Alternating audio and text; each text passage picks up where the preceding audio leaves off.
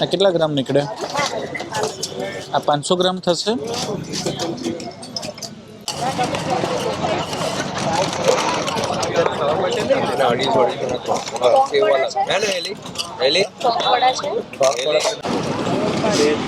આ કેટલા મહિના સુધી બનાવો? મહિના 3 મહિના ખાલી વિન્ટરમાં. પૂરું ક્યારે થાય? એટલે પહેલા આવી જઈએ ને એક વાર પાછા. એની પહેલા છેલ્લું ઉતરાયણ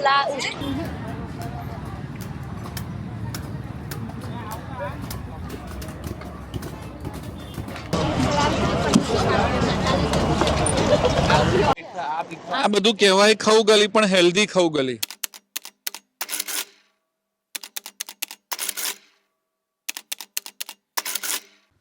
શિયાળો બરાબર જામી ગયો છે. અમે સરદાર સરોવર જોવા માટે આજે જઈ રહ્યા છીએ અને વડોદરાથી 20 કિલોમીટરનું ટ્રાવેલ કર્યું હશે અને રસ્તામાં અમને આ પોંખ માર્કેટ દેખાયું. અમને થયું ચાલો આજે પોંખ કેવી રીતે બનાવવામાં આવે છે એ જોઈએ. હું પહોંચી ગયો પોંખ માર્કેટમાં, એની પાછળની સાઈડે. ત્યાં આગળ આ રીતે સરસ મજાની પોંખ બનાવવાની પ્રોસેસ ચાલતી હતી. મેં અહીં આગળ રહેલા યુવકો સાથે વાત કરી તો એમણે કહ્યું કે ભરૂચ અને સુરતની આજુબાજુના જે વિસ્તારો છે ત્યાંથી જુવારનો આ પાક ત્યાં થાય અને એ જુવારના ડુંડા અહીં આગળ વેચાતા ખરીદીને લાવવામાં આવે. એ સરસ મજાના કોણા કોણા જુવારની ઉપર જે ડુંડા ઉપર જે પાક હોય એને આ રીતે ભઠ્ઠીની અંદર શેકવામાં આવે. આવી સરસ રેતીની અંદર એને જ્યારે શેકાઈ જાય, તડ એ દાણા બધા શેકાતા હોય, એનો અવાજ બી જબરજસ્ત સાંભળવામાં આપણને ગમે. અને જ્યારે આ દાણા શેકાઈ જાય તો શેકાઈ ગયેલા ડુંડાને એ લોકો એક સાથે ભેગા કરી અને અહીં આગળ એક બીજા ગ્રુપની અંદર કેટલાક યુવાનો બેઠા છે એમને સોંપી દે. એ લોકો કોથળીની અંદર એ ડુંડા નાખે અને પછી એને જે ઢીબે, જે જુડે, જે બરાબર થપથપાવે કે એની અંદર જે કંઈ જુવારના દાણા શેકાઈ ગયા હોય એ પોંખ રૂપે બધા છૂટા પડી જાય.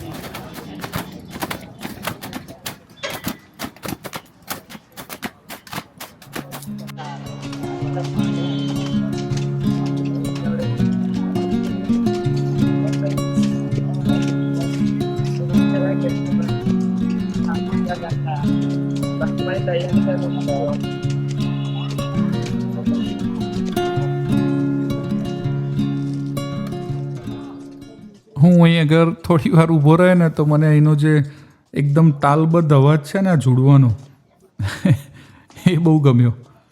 મેં આ લોકો સાથે વાત કરી તો મને ખબર પડી કે જુવારનો જે આ પાક છે આ વર્ષે તો વરસાદ પડ્યો હતો દિવાળી ઉપર, એટલે થોડો મોડો થયો, થોડો પાક બગડી ગયો.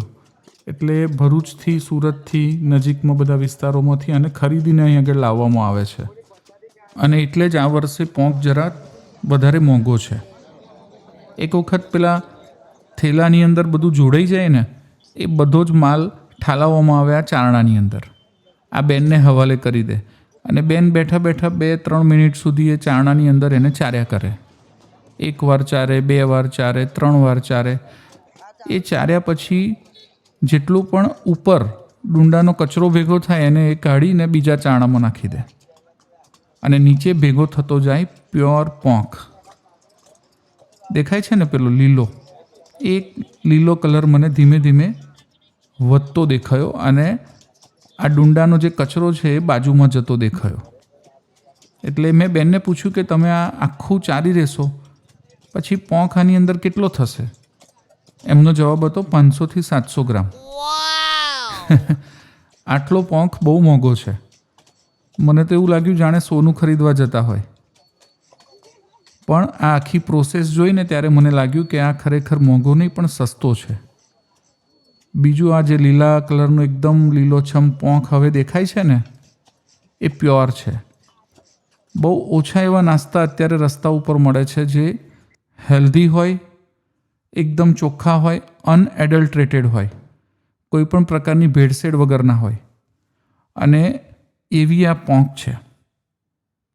બહુ ઓછા નાસ્તા એવા રોડ ઉપર હવે મળે છે અને એટલા માટે જ હું આજે આને બરાબર એની પ્રોસેસ જોઈ રહ્યો છું, તમને બતાડી રહ્યો છું. બેન ધીમે ધીમે પોંખ એક બાજુ મૂકી રહ્યા છે, જાણે કે સોનું સરસ તપાયું હોય અને પછી એને બાજુ પર કાઢ્યું હોય એવી રીતે. એ કાઢીને આવી જાય છે અહીં આગળ બહારના કાઉન્ટર ઉપર. પોંખની અંદર સરસ મજાની સેવ મિક્સ કરવામાં આવે. જેટલી પોંખ એટલી જ સેવ, એવું મેં અહીં આગળ જોયું. વજન કરે તો જાણે કે સોની જોખતો હોય ને એવી રીતે. હું તમને એનો ભાવ કહું તો અમને આ પડ્યું 250 રૂપિયામાં 250 ગ્રામ, એટલે 1000 રૂપિયાનો કિલો. એની અંદર મરીવાળી સેવ, લીંબુ અને હવે તો અલગ અલગ પ્રકારની ચટણીઓ પણ એની અંદર એડ કરવામાં આવે છે. અને આ તો મને જાણે કે બોમ્બેમાં જેમ ભેલ બનતી હોય ને એમ પોંખ ભેલ જેવું લાગ્યું.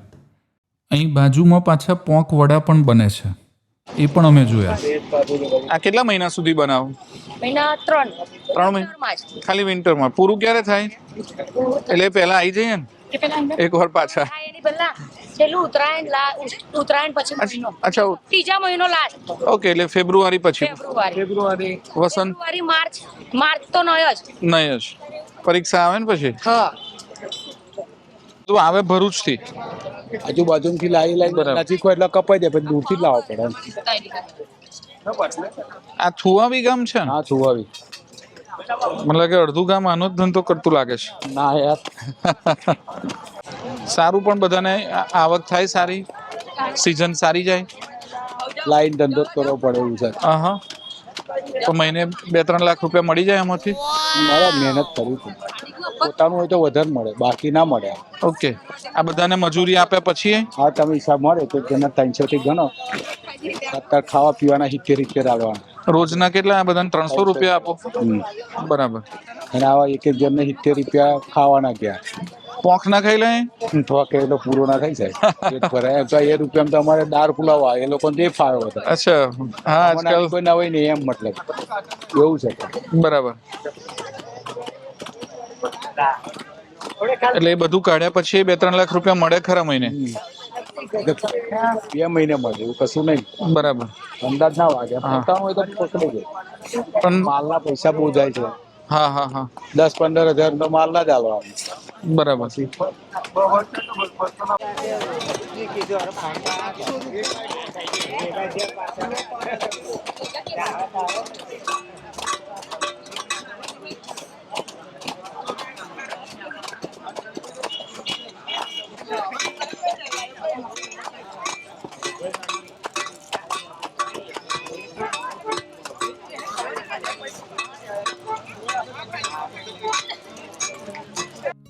અને કહેવાય છે ને કે મહેનતના ફળ મીઠા.